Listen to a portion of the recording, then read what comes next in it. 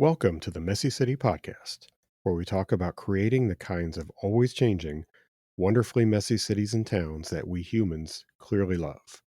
We'll talk with those people trying to revive them or create them anew, whether they be designers, developers, builders, planners, or just anyone interested in the conversation. Thanks so much for listening.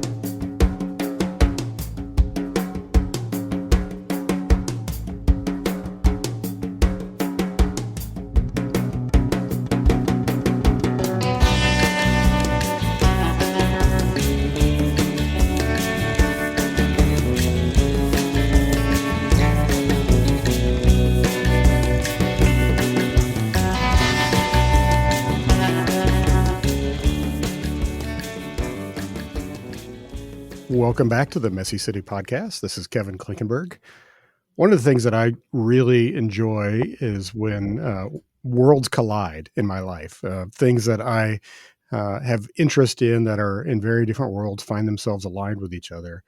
And really fortunate to have a guest today that's a classic example of that. My wife and I have had a kind of a long interest in what's called the financial independence movement. And a lot of that, we can talk about what all that means for people. I hope we do. But a lot of it is really just kind of creating resilience in your own life. And one of the people in that world that I have noticed for quite a long time and followed and with some interest is a guy named Chad Carson, otherwise known as Coach Carson. And he's agreed to join me today. So I'm delighted to have you here, Chad. Thanks for coming. Yeah, thanks for having me, Kevin. It is fun to see different interests collide on the internet. That's always a good time. Yeah, yeah. So we actually ran into each other at the Strong Towns National Gathering in Cincinnati, and it was just kind of funny. I had seen enough of Chad's videos to kind of have an idea what he looked like, and I'm looking around the room, and I see this guy in the back, and I'm like, that looks a little bit like Coach Carson. Is that really him? And lo and behold, it was. So we had a chance to just chat briefly on site, but. For those, Chad, for those who don't know you, and I would imagine probably most of my audience doesn't know who you are and the work that you do, why don't you talk a little bit about what you spend most of your time dealing with? Yeah, I also have a lot of intersections of worlds, but for the last 21 years, my professional career has been an entrepreneur, and I've been an entrepreneur in the real estate investing space. So I graduated from Clemson University, and I was a football player there. So that was like how I paid for school, and I thought I was going to go like the route of being in the medical field and applied to medical schools. But I was just so tired from playing football that I said, I'm just going to take a year or two off and just like take a break before I go into that. And then that gave me space to kind of explore an itch I had for being an entrepreneur. And I was lucky enough to have family members. My dad was in the had rental properties growing up, and I never really liked them. Actually, when I was a middle schooler, he used to take me over to a property he just bought. There was a fixer upper, and he's like, "Hey, clean up this pile of trash, Chad, and paint this wall." And I was like, "This is horrible. Like, who ever want to fix up a property or turn this nasty place around?" And sure enough, when I got out of college, I was like, that's actually pretty interesting. Let me see how that goes. And so I got into that business of really of finding fixer upper properties.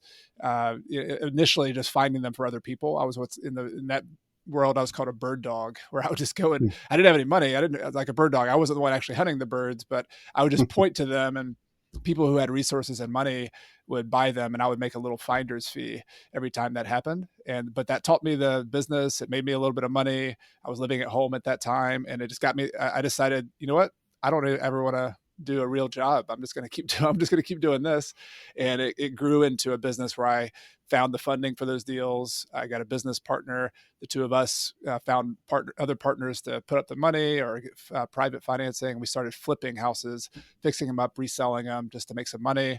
And then we got into the rental property business from there. And that's really what kind of the end story of my real estate business was planting these little seeds of buy and hold properties. I started off house hacking. I did, I lived in one unit and rented the other units out.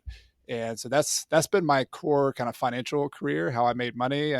But then that has evolved into other things, which is why I met you at Strong Towns as well. Is that once I started, got past like the business side of real estate of making money and the finances, which is all interesting. also just started thinking about the community and like, why is this neighborhood the way it is? Why is this neighborhood a fixer upper and this was not? And started volunteering in my community at local advocacy meetings and just doing that. And so that led to a couple things. One is I started just being frustrated with connectivity in my town. And so in 2014, I and some other people in our town started a nonprofit trying to connect the parks and the downtowns and with a trail system.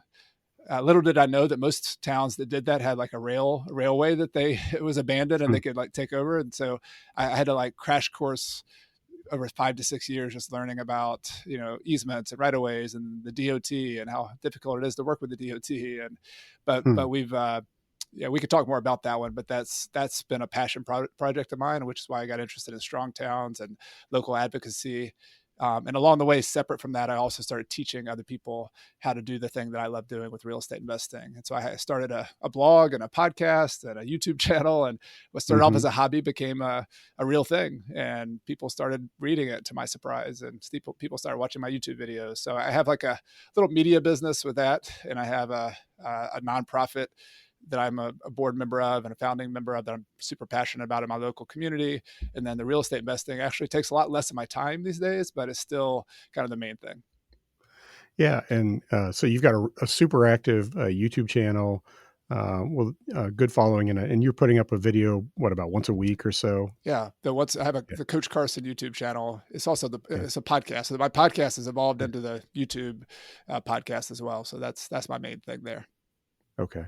And this may be a funny thing for you. So I think probably the first time I heard you was on the Choose FI podcast a long time ago. Mm-hmm. And so I actually moderate the Choose FI house hacking Facebook Oh, page. nice. Yeah, I bugged those guys into creating it, and I'm a terrible moderator. I mean, I don't do anything. I don't do anything I should do with it to try to Yeah. encourage more conversation. But it's incredible how quickly that started and like zoomed to over like 5,000 Yeah. members and everything else. Yeah, I became friends with Brad Barrett, who is one of the founders of Choose FI and still is their host of their podcast. And he's become a good friend. And yeah, that was it's kind of like strong towns for me. It was like I was doing these things of trying to save money and try to improve my financial life and really just get more autonomy. Like I think you were talking about some version of that earlier. I just didn't want to go work for the man. That was always my motivation. I wanted to have space to read, to think, to have interesting stuff, and I just didn't want to go and be in somebody else's treadmill.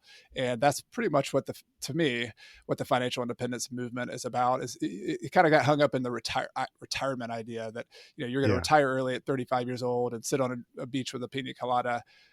The opposite seems to be the truth. The truth, like a lot of my friends, like Brad Barrett, Mr. Money Mustache is a big famous blog Hmm. who is in the financial independence movement. Paula Pant is another blogging, podcasting friend of mine.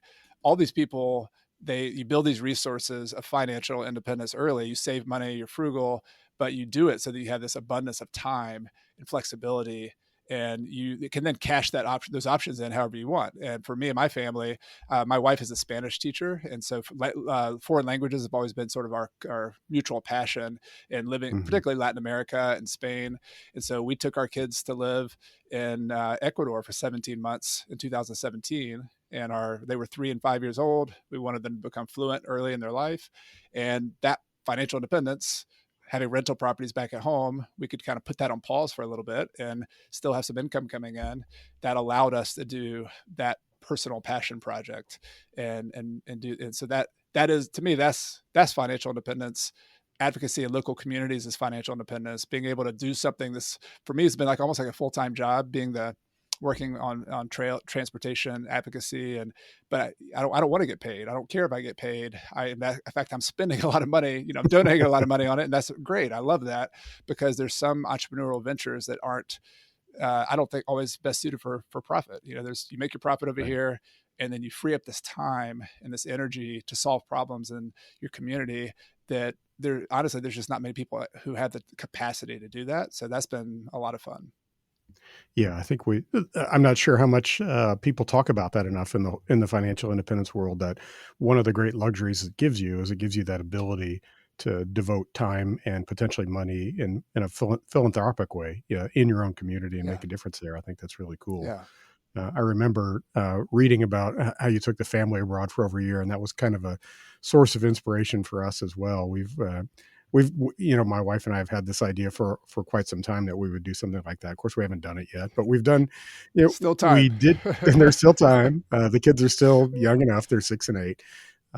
But we did take them in 2018, I guess it was. We took them to Europe for a month, Hmm. and uh, I approached it from the standpoint that I was a big proponent of house hacking, but I didn't really know what anybody called it, and so actually done it 3 different times in 3 different ways in my life, just different life stages. And like to your point, I think one of the things that we really loved is when we were living in Savannah, and we owned a townhouse that had a carriage house in the back, and the carriage house produced a lot of rental income for us. So then when we had started having kids, my wife she wanted to quit her job and stay home for a while, but obviously that's a financial hit to do it for people. We two of us were working professional jobs, while having that income from the house hack just completely made it work, and it just enabled a lifestyle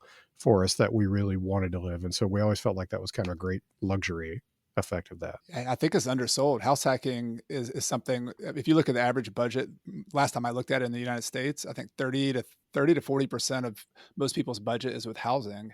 And Hmm. if you can, the hack is the literal word. Like if you could figure out how to do what you did, what I've done, and either cut your housing expense in half, or maybe like in my case, I really did well and eliminated my housing expense altogether by living in a fourplex and living in unit number two and renting the other three out. I mean, I was living positive $100 per Yeah. month as a young entrepreneur. And, so my wife was able to do the same thing. She was a Spanish teacher. She wanted to stay home a little bit and I wanted to take a break too. And so it's amazing when you cut those like core expenses of housing and then you add the car in. For us, it was just, just being smart with the car, not doing something Yeah. that's crazy, but also this is where transportation infrastructure comes in. If you can only Yeah. have one car instead of having two cars, I mean, what is that, 7 to 10,000 bucks per year or whatever the latest Hmm. number is? I mean, so you start adding up like 1,000 a month for housing and 500 to 600 bucks for a car. I mean, you're talking a couple $1,000 a month for an average family. That's huge. Like that, if you after tax, if you're talking Yeah. about before tax, that'd be 3,000 to maybe 4,000 a month. So it's a really powerful tool for a lot of people, and it gives you flexibility, it gives you freedom, and so that's what's interesting to me about housing. Not because everybody needs to be a real estate developer investor, although they could, but just doing a little bit like that can give you leverage. It can give you options. You can tell people, no, I'm not going to do that. I'm going to do this because you have your housing expense taken care of. Yeah. I think that for me, that's where the alignment was always interesting in my own kind of long and winding career in working in the design and planning of walkable places. And there were always a lot of spin-off interests in that, different things that I thought were great for it. I think it's better for you from a health standpoint. The more that you can just move your body as part of your daily routine, it's better for you. But the economic benefits, we often don't talk enough about that. I always used to tell people, if you can, you don't have to get rid of your cars, but like if you can just live car light, and so if you're a family of four, instead of having 3 cars, if you can have two or one, and live off of that, the amount of money that you free up to do other things, it's especially when that starts to accumulate over time, it's incredible. It's absolutely life changing. Yeah, that's one of the basic principles of the financial independence movement is just understanding basic compounding math. And that $1,000 a month is not $1,000 per month.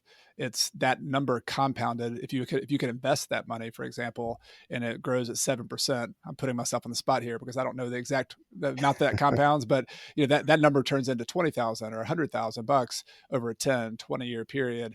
And if you start like stacking those up, that's really the difference between having some, even if it's not financial independence, it's like some level of like autonomy where you have options with your job, where you're not living paycheck to paycheck, and housing and transportation are always, Mhm. from a personal finance standpoint, are always at the crux of that. And that's what I think the financial independence movement focuses on. I love also focusing on it from the advocacy standpoint and the local community standpoint. But if you just take the perspective of the individual, this is one of those things, just your housing choice, your car choice.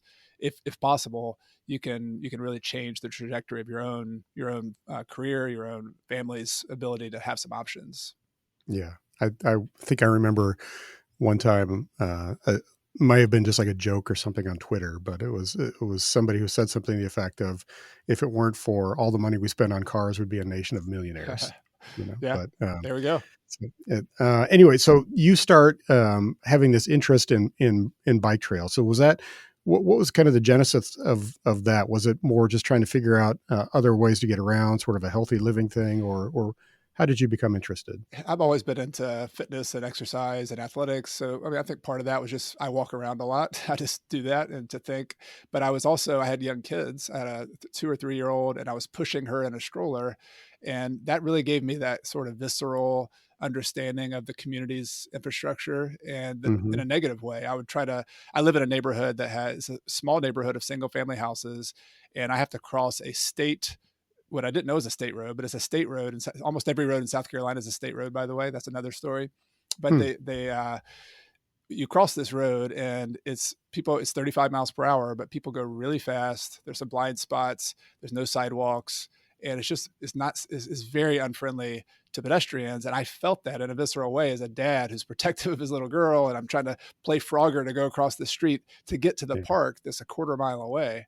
And I was just thinking to myself, this is ridiculous. Like this is insane that a neighborhood like this is, and there's a beautiful park down there with this, walk along a creek and a playground, that we can't get there safely on foot. How hostile is this? And so that spurred me to then go to the local meetings and say, all right, I'm going to volunteer.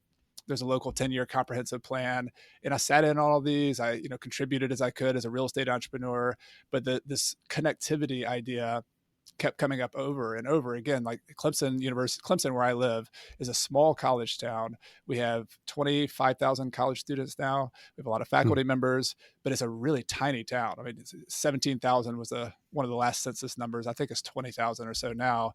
It's on a lake. It's beautiful. We have 15,000 acres of forest land around the community. So Hmm. like you're Wow. 5 minutes from biking trails, walking trails, waterfalls. I mean, it's just like this little natural paradise with a lake as well. But it's horrible connectivity from, it's just Mhm. like it's little. I grew up in Atlanta. It's like a microcosm of Atlanta because everything's built for getting around in a car. And so I realized that. I started listening to planners talking about that. And my question as an entrepreneur was like, okay, well, who's working on this? What department's working on this? Or or is anybody taking any action on this? And they were like, no, no, we're going to put it in the comprehensive plan. I was like, oh, is it? Hmm. Okay, that's great. Was it in the last comprehensive plan? Yeah, it was in the last comprehensive plan too. And so I got this is kind of what many entrepreneurs do, is when you see a problem, you start just figuring it, like, how are we going to solve this? Let's go solve it. And in sort of in a naive way, I said, I'm going to just ask some questions. And there was one professor at Clemson University who is an architecture professor, actually, and his students had a kind of cross curriculum class where they had put together this idea of something called the Green Crescent Trail. And the Crescent is the Crescent train line that goes between New York City and New Orleans, so the Crescent City. And Mhm. so they kind of been inspired by that idea of connectivity of the railroad and that history in our town of students who went to Clemson University used to get off the train and walk off the train down into Clemson University. They get their barber haircut, and it was a Hmm. military school at that point, and they'd walk on the campus.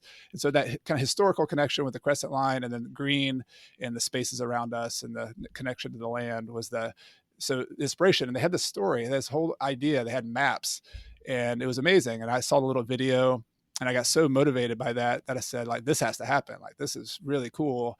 And I talked to the professor. I talked to some of the students. Students rotate in and out of class a lot, so they move on to their jobs and their careers in another city.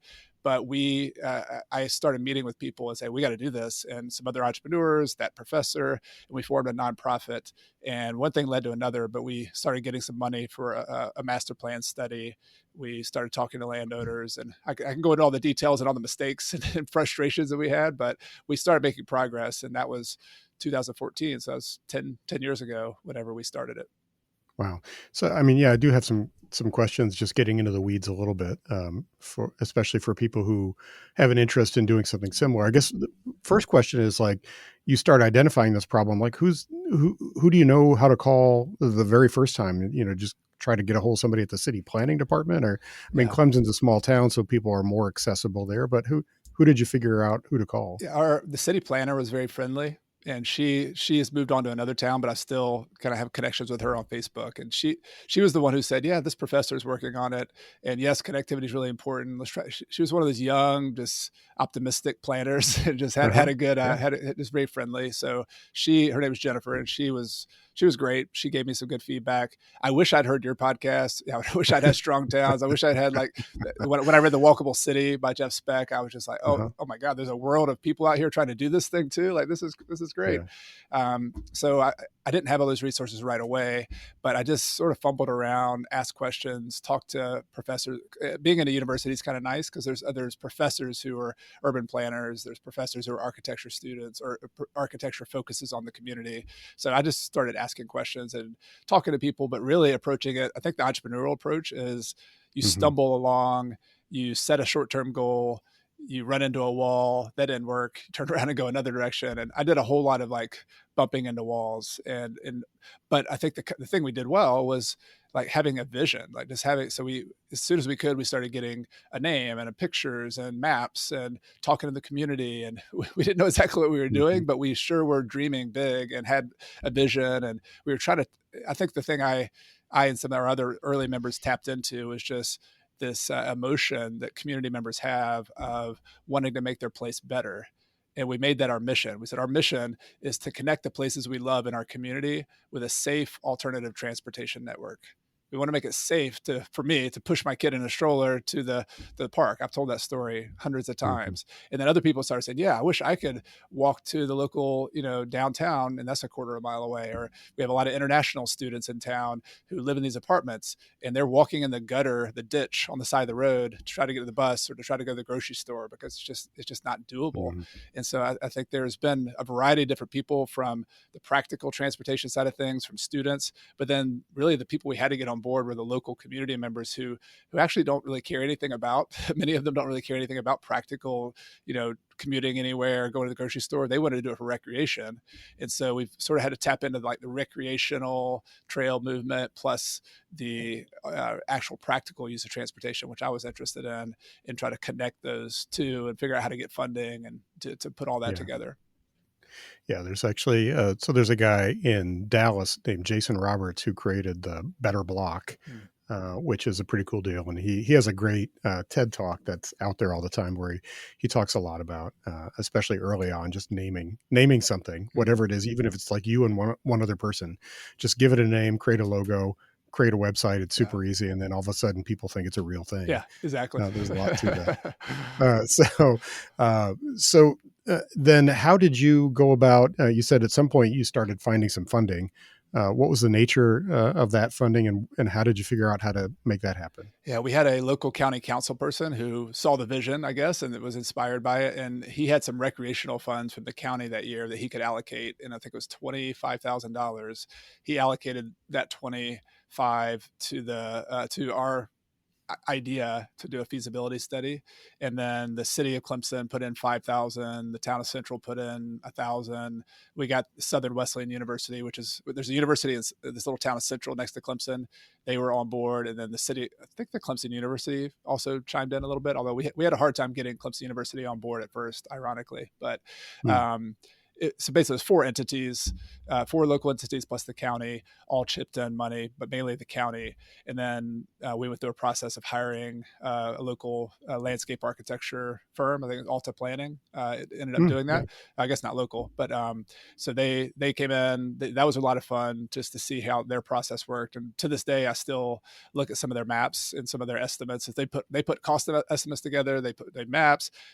It was a great plan, but the problem I learned was, and they told us this at the time, was like, I think all the city council members and other people we were trying to pitch for this idea, they saw the numbers on that plan, which were, $30 million, $40 million, and it's just ridiculously big number for a small Mm, town.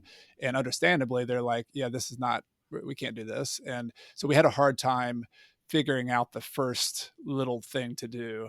And the strong town style, like what's the right, first little $500 thing or hundred right. dollar thing we could do.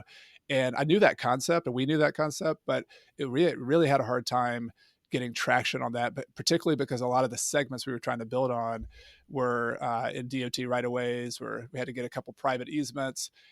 I'll also say that even the well-meaning people inside the city government, there's always a propensity to do bigger and more formal stuff, to build Yeah, something really, we don't build things like dirt trails in our town. We build nice stuff in our town. That was like the attitude I got a lot. And I said that was a really difficult thing to bump up against, because they would, with good intention, say, well, let's go get this grant. Let's go do this thing.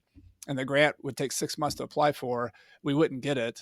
And then we'd miss a bunch of momentum. And then they were kind of used to this, though. They're like, oh yeah, we'll just wait till the next cycle. And 3 years go by and nothing's happening. And that was really, really frustrating.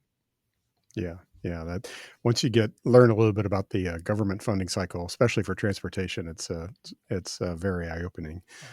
So, at what point did you come across the Strong Towns conversation then? Yeah, I think I started listening to the podcast, and I was interested in the financial angle as an Hmm. investor. I found it fascinating that towns were not really budgeting for their liabilities, and Hmm. I compared it. As a real estate investor, this is something we actually deal with all the time, because we have a house that you buy from 1950. It's a single family house, and you have these things called capital expenses that if you're an experienced investor, those are the thing that come up and bite you, that Yeah, most rookie investors underestimate the amount of repairs and maintenance they're going to have to do. But as I learned, kind of the school hard knocks, these $8,000 heating and air bills, or $10,000 roof, or a sewer line that has to be replaced from the house to the road, those will eat up your cash flow for the next 2 years. And so you have to start creating sinking funds or having reserve funds to pay for those things if you ever want to have a real business, a real rental property business.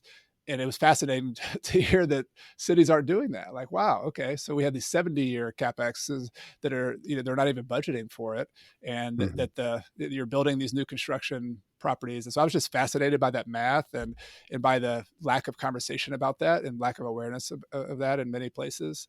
And so that was interesting, but also just I was just energized by the advocacy. There's other people doing this. There's other people working on it. The fact that you can use social media to try to garner support in your community. So for all those reasons, I was on board, and I think I read the Happy City and Walkable City and some of those other things first, and they kind of brought me into the Strong Towns world as well.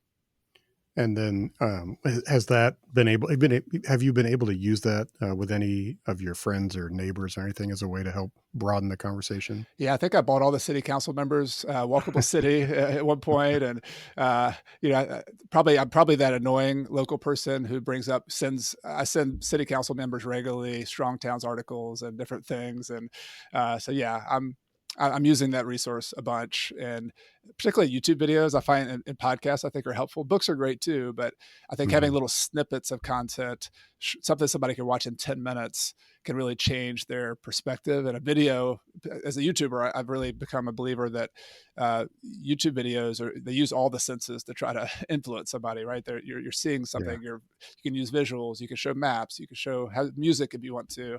So I've really enjoyed using that as well. And I have ambitions myself to create more content. Like I create a lot of real estate oriented content, but I have a long list of ideas I would love to create videos on and shorts on. And I have 10 different intersections that I want to go out and show how awful they are in town. And I think social media and video, and what Strong Towns has done really well, is just using media to leverage their voice and be able to make a change. I think that's one of the best things about the media revolution we have now. Small people with not many resources can make good enough content it goes viral and makes a big difference.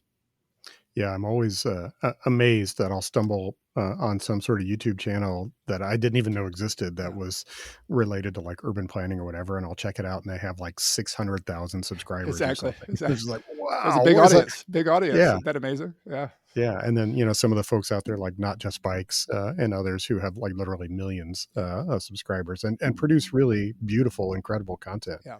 on a regular basis. So Exactly. yeah, you're right. It's cool. I'm find myself increasingly behind the times on some of that stuff. You got a podcast. So, That this is great. yeah. This is the medium people are listening to.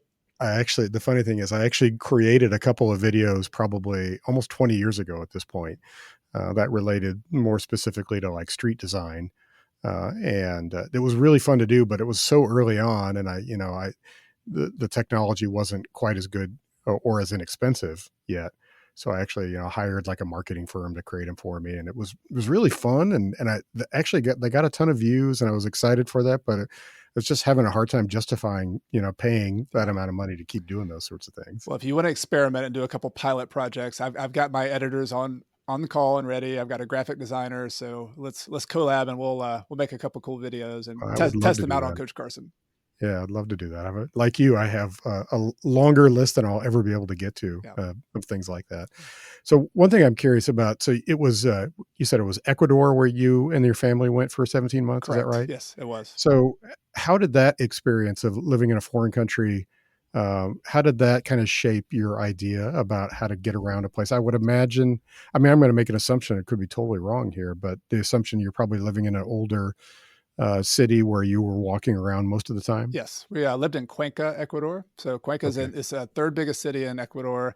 And Ecuador, by the way, is just an amazing country. It's to me, it's a lot like Costa Rica was probably 30 years ago, 40 years ago, in that it has, from an ecological standpoint, it's just amazing. Like it's got rainforest it's got the Amazon basin rainforest on one side of the country. It's got highland mountains. So we lived in Cuenca's in the highlands. Is 8,000 feet up, 8,200 feet or so is the kind of the Hmm. base of this place, and you have mountains around that, and then you have the coast, and of course the Galapagos Islands, which have a lot of history with biology. I was a biology major, so I just loved going to Hmm. the Galapagos and getting to study that. So it's just an amazing place. People are really amazing. I love the food there, and a lot of so many fruits and local foods. But from a walkability standpoint, we chose. I kind of learned how important walkability was to me when we started choosing where we wanted to live, and we looked for parks, we looked for the downtown, and then we found residential areas near those places. It's the top of the list. Like there's a lot of other criteria. Of course, we wanted to be safe, we wanted to have other things, but walkability, it has been and still is like the top of my list. And the cool thing about going to another country is you can see there's different approaches to how they built their cities. This was a colonial city, so it had like a kind of the Spanish square in the middle, and Hmm. it's amazing. Spanish squares are amazing public spaces because Yeah. people use them. There's benches around, there's trees, there's the church on one side, there's the civics building on the other side. They're playing, in the 1700s or 1500s. It depends when. So that was kind of the center of town. We were kind of off that kind of old colonial town, but relatively close. And the whole town was built around parks, was built around that center, but it was also, I think resources were an issue, right? It's not like they had more resources than an American city, but most people, the thing that struck me was a lot of the people, like my Spanish teacher who I met with every week, he rode a bus from the suburbs into town every single day. He walked around a lot, and people didn't do this because it was just something they wanted to do. Oh, let me be in a walkable town. Hmm. This is the entire system of transportation was built around people who couldn't afford a car. and, Right. and so it was it was out of reach for most people. Even like he was a teacher, he taught me on the side, and he taught English at an elementary school. I mean, so he was like lower middle class, but for him to get a loan to get a car or to have enough money was just completely out of reach. So there's this whole system of both public transportation officially from the city buses. There's also just people walking on paths that are kind of necessary to get around. But there's also an informal transportation system that if anybody's traveled in Latin America, you'll see how this works. It's like people standing on the side of the road, and when they go by, you just kind of raise your finger up, and somebody eventually might pick you up. And so we did that several times where we missed the bus, and this like delivery truck came by and said, "Hey, you need a ride in?" And we talked to him in Spanish, and we'd sit in the back of the delivery truck and offer them some money and go to town. So like there's just this enormous kind of organic system of transportation that was fascinating to see. But walkability was just kind of implied. Like everybody knew you. All right, yeah, Yeah. you have to make it walkable because it's for survival, and people have to be able to do this. how did your kids react to being in that environment? They were 3 and 5 at the time, so I Yeah, think they were a little too young to, like, be fully aware of what they were getting into. But it was beautiful to see them sort of integrate themselves. And they had about 7 or 8 words of Spanish when we started. And as a 3-year-old, you don't have that many words anyway, so it was yeah, okay. But then by about 7, 8 months in, I had a head start. I had learned Spanish. I wasn't great at it. My wife was very fluent, but I was way ahead of them. But by 7, 8 months in, we were sitting around the dinner table talking Spanish, and they were correcting me, saying "Papa, no se dice eso," and they would kind of wag their finger at me, Spanish, yeah, Ecuadorian style, and correct my Spanish, which was amazing. So the language they just really took to. They made friends locally. But then also, they just kind of got used to being there. That we at first when we first started walking around, they complain and whine, "No, I don't want to walk around." But by the end, it was just what we did. You walk everywhere, and I think that's sort of stuck with them a little bit. yeah. I've often talked in presentations that, especially people my age and sort of our general generation, that it really was a formative thing for when a lot of us like traveled overseas. And if you got to spend any length of time living in a foreign country and just kind of experiencing what it's like, because most of the world, frankly, you are living in a place where the backbone of getting around is walking. We're a little unique in that regard in the United States, and I always tell people American cities used to all be that way too. We Yeah. used to all be walking cities until about the 1920s or so. But it's definitely like it really affects your thinking and your perspective on a lot of things, especially like a unique chance like you had to live somewhere for a really extended period of time.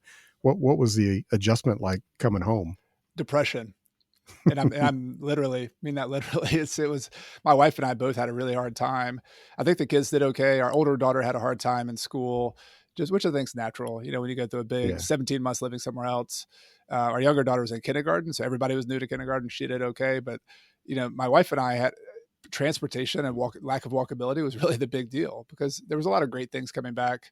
I was also, believe it or not, I had a lot of Ecuadorian friends who said, "Are you sure you want to go back to the United States?" Because it seemed like every month there was another school shooting, and yeah, that's a political topic. I'm not going to like get into the details of it, but it's a reality that a lot of other countries don't have, and they were worried for us going back to the United States, which I find mm, very humorous, given that yeah, we got the same thing for people in the United States. Are you sure you want to go to Ecuador? Are you sure you want to go there? And that was the same question they were asking as we came back. So that was an adjustment, but really the fact that we had to drive so much was just a shocker to your kind of system. And I was determined, and my wife was determined to we had sold one of our cars when we left, and our other car we put in storage with family, and we kept just one car for about 2 years after we got back. And I bought an e-bike, and so hmm my wife and it's kind of an adjustable size. It was in between my size and my wife's size, so neither one of us was perfect for us. But I used the heck out of that e-bike, and if somebody wanted to have a meeting with me, I was like, well, here's the two places I can meet in town where I knew I had a fairly safe route to get to, yeah, and I would meet them at those places. So it really, like, being in another environment where I walked all the time, uh, inspired me to try to do that when I got back. And I had to use biking because walking was not possible to get all over town just from a distance standpoint. And so having a bike and having an e-bike in particular, it would make it in the hot summer, South Carolina summer when it's 90 degrees and humid, I could still go, 2 miles away and be there and not really sweat. And that, yeah, that was great. Like it was so inspiring. So going back to like the Green Crescent Trail movement, it sort of took a pause. I was still involved with it, but when I got back, I was really gung ho about that and excited about it again. And so that just experience of going somewhere else and seeing that it's possible to do this and seeing what it feels like and knowing that people will really get a lot out of this and it's gonna be awesome when we can get it, sort of motivated me to get back into that. And we've since made, I didn't finish that story, but we've since made a lot of progress. We have this year, in this past year 2023, opened up about a mile and a half of multi-use path in the city of Clemson, and then another mile or mile and a half inside Clemson University. So there's a trail that great, connects two city parks, Clemson Elementary School, to the university. And then the university has a botanical gardens, which is one of the key kind of park locations in town. So it's connected to that. So we've connected like 3 or 4 of our strategic locations, and people being able to see that it's on the ground and it's possible, and asking questions like, "Hey, can we get more of this?" And so it's been really nice to have some validation after Yeah, so many years, and then we have a lot of momentum now. All the city council members that I've talked to are very much on board. The city of Clemson is now has dedicated funding every year, $250,000 great. for the Green Crescent Trail. They have raised, they did, we should talk about it from a strong town standpoint. They actually bonded some money to build Hmm, another, another trail as well, another portion of the trail, along with a couple interesting. other park infrastructure. So I mean, they're spending money and they're investing in it, which is awesome. And we're also working with a couple of the local smaller towns, which is a different dynamic. They're 5,000 person towns with lower budgets, but we've got another half a mile on the ground in one of those towns, and we're working with the third town to do just a natural surface trail to start. We're starting to learn our lesson.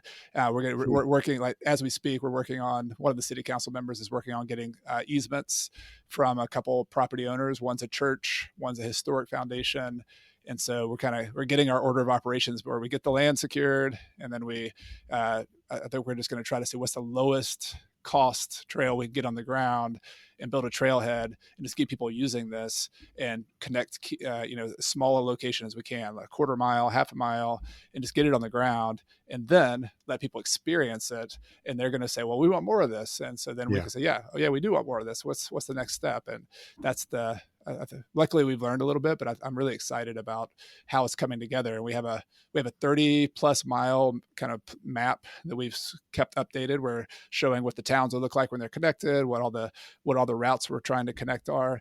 And then we have like an implementation plan of, here are the 2 or 3 locations in town that we really think are the low hanging fruit where we can make progress and get easements and raise money. And so that all was spurred personally for me along by living in places that were walkable, that I could see the potential for it.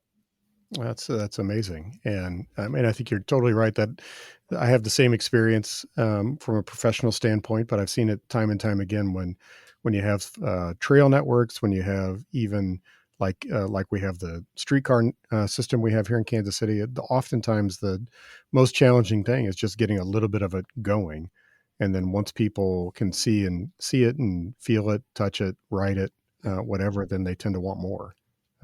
So I think that's definitely the right path. And so you found then that just even in those cases, just getting sort of a gravel trail down is a better place to start than waiting for the paved I surface. think so. If I had to do over again, I'm not sure we had that surface, but if we could have had anybody give us a quarter mile, even within a park, I would have just said, let's just do that, or let's just do a crosswalk.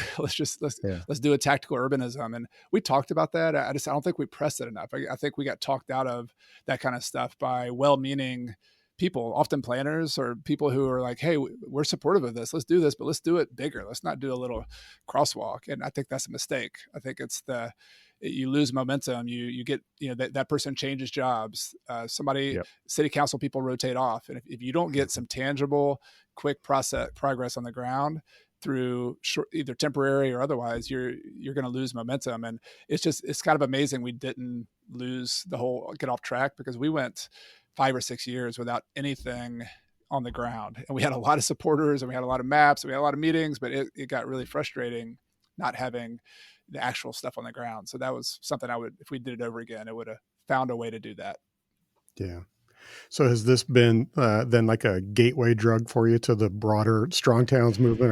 Are you Yeah. gearing up to start thinking about zoning and Yeah. all that sort of stuff Yeah, I yet? actually went on the planning commission. I didn't mention that. I was on my local planning commission Oh, after cool. during that same time. So I got involved, and I've always been involved in housing. And so I think affordable housing is something that I find even I find in some ways more approachable, because I understand housing so well and the financial world. So I've been more interested in transportation, but seeing how that connects to housing and how important they are, I'm really geared up as well to try to help, shape opinion on that, talk to people about it, preach about it, whatever we Yeah, have to do. Yeah, but and also maybe I was really inspired at this latest Strong Towns gathering by some of the alternative ways to build affordable housing.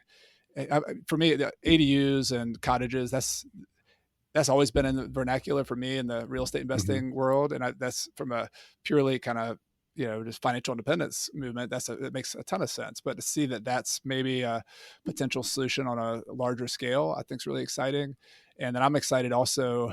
It's not something I've kind of written plans for it, and I think I could get into it. Some of the small scale development, I never called it that. I didn't think about what we're doing as Hmm. development, fixing up a property that needed $50,000 in work and turning it around, or subplatting a lot and building an extra unit on there. It was just something we did, but it's been kind of Yeah, cool to see it, a whole nother world of people seeing it from a little bit different perspective of this is adding housing supply to the market, and seeing that real estate investors, as I call them, is like that. There's a role for us, a really important role for affordable housing, for providing rentals, for building more rentals. And so, yeah, I'm excited about that.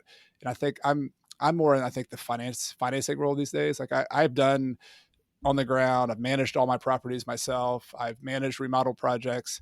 I'm a little less interested in that at this point because I've done hmm, all that, but I like partnering with people who do that. And so we've my business partner and I have financed some deals with other people, kind of been the mentor on the ground. Here's how, all right, we need to do this. Let's get this done. And I think some of the planning the properties and acquiring the properties, and then working with people on the ground who we can partner to kind of execute them. That's something that I'm interested in doing more of. that's terrific. Yeah, I think one of the things that we've really tried hard to broaden is the understanding of what a developer actually is. And Yeah. unfortunately, there's this idea that a developer, is somebody is a guy who has a fancy suit that you know drives a $100,000 car Yeah. and builds 6-story buildings and everything else, or $50 million projects. But the reality is, just like you said, if you build a house, if you renovate a house, you're a developer. You may not think of it that way, but if you are doing anything that really contributes to the built environment, no matter what scale, you're a developer. And that's, I mean, historically, that is much more aligned with how our cities were built Right. than the way we think about it today. Well, I got a question for you. This has been on my mind. Yeah. Like, what is a worse connotation, being a real estate investor or being a real estate developer? When you walk into a room of local citizens, because I don't know, for me, developer is like not a positive word. Like I got to get my head around this. I like developers. I'm fine with developers, but man, like in my town right now, developers are like the evil empire. Like you Yeah. might as well be Darth Vader walking into a room, because there's been a lot of building pressure for the big buildings, for the you know 700 unit apartment buildings for students. And so we small developers, I call it, I wrote a book called Hmm. The Small and Mighty Investor. My Hmm. heart is with the investor who has 2 properties, 5 properties, 10 properties. We might as well not even be in the room. So I feel like we have a marketing problem, an Yes. imaging problem, that maybe there's a new name, maybe it's not, I don't know. But like, I'm curious what your take is on that. Well, I mean, you're totally right, and some of the black hat stuff has been well earned.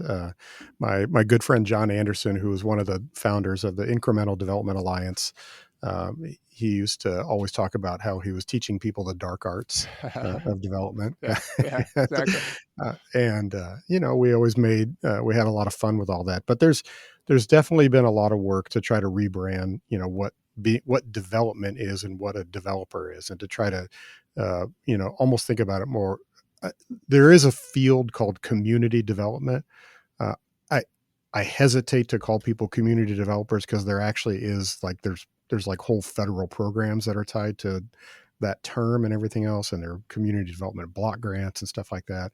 But in a sense, that's kind of what it is.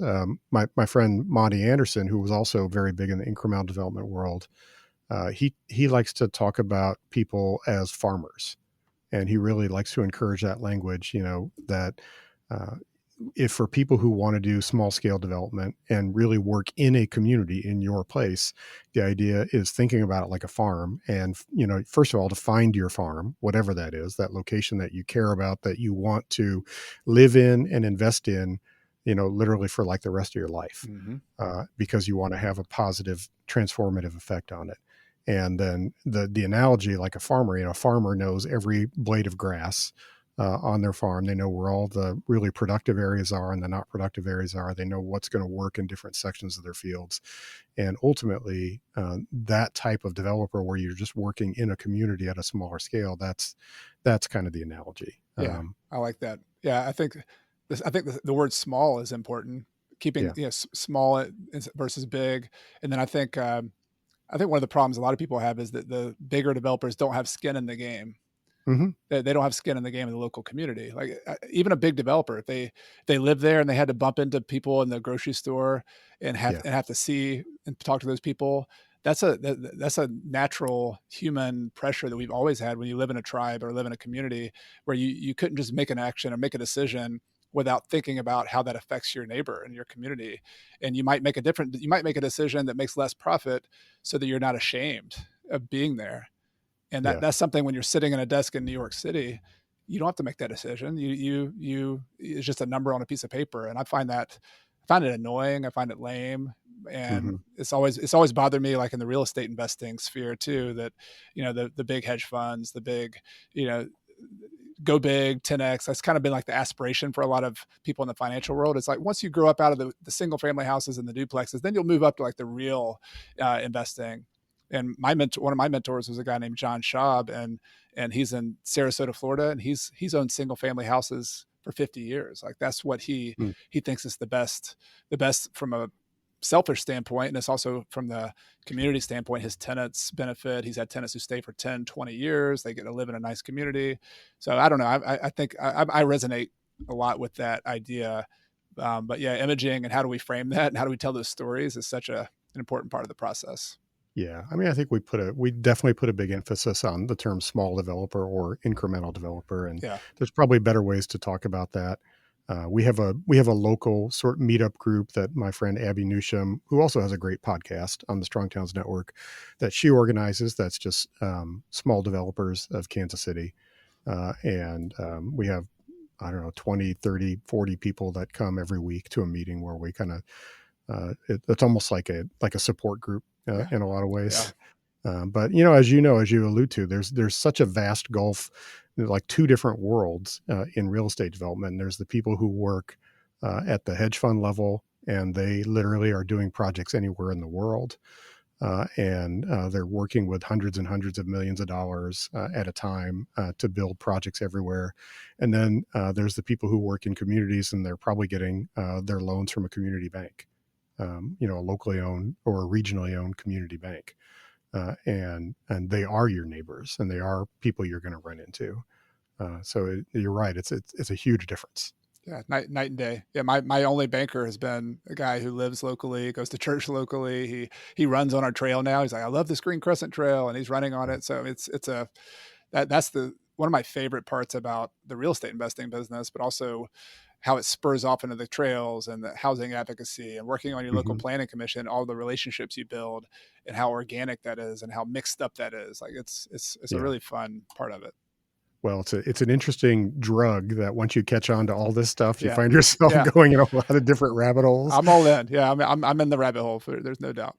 So how else can people in my world, how can we help you, or what questions do you have that I can answer or others can answer in our world? Like, what were the sort of things that you would like to know about the world of like city building and design? Yeah, that's a great question. I never thought about that. Yeah, I think design. I'm really interested in maps and just like Uh-huh. design as an amateur, and I find it really. I've been fascinated with just studying how cities are built. So I don't know if it's like I'll just tell you what I'm learning, what I'm studying. Like, all the Strongtown books have been great, but I think the thing that is good about all that is like taking the design world, the development world, and translating it into a language that's understandable for laymen, for people who are just a layperson Mhm. who's on the ground. I think that's been the brilliant part about a lot of your work, about what I've seen Jeff Speck do and other people. Is yes, I know planners and city council, but a lot of city council members are the lay people. Like, Sure. they're Yeah. not professionals.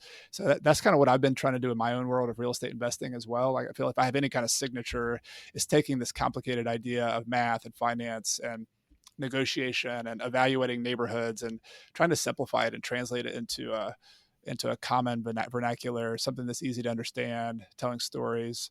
And I think that's the trick with this, all of this as well, is like translating it Mm-hmm. to, because ultimately, getting a lot of people on board doing this, and maybe the mixing of these two worlds we're talking about today. Like, I mean, I think, Yeah. publisher my books, Bigger Pockets, for example. They're the big real estate investing website. There's 2 million members of Bigger Pockets. They have the top 5 investing podcasts in the country, world, whatever, I don't know, and they have another 2 or 3 podcasts. Like, there's a lot of people who are interested in it from that angle. Right. And I found, just because I've been talking about it on my own, that there's a lot of those people who are interested in architecture, design, but they just don't see themselves in that yet. And I would love to help bridge those worlds in whatever way we can. That's part of my interest in coming on this podcast too. Is just I think there's a lot of, one of the beautiful parts about this kind of local small developer movement is that it is not only like there's a selfish motivation behind it, which is fine. Like, I'm good with that. That's capitalism, right? Mm-hmm. That's Mm-hmm. people have to have a engine, a personal motivation to do this. They can make money. They can turn this into a business.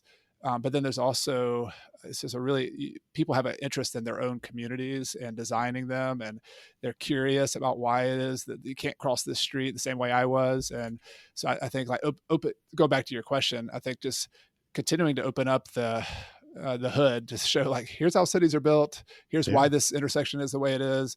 I found that to be fascinating, because it's something I took for granted before. It was just an assumption I made, and a lot of these things happen in like a back room somewhere.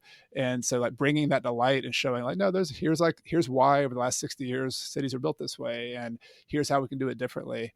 I find that enormously interesting and optimistic and fun to be able to learn that.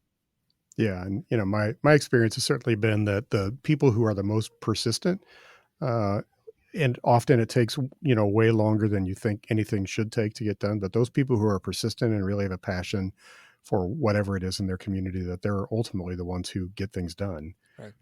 And, it frustrates all of us how long things can take. But it all starts by somebody, giving a damn to begin with.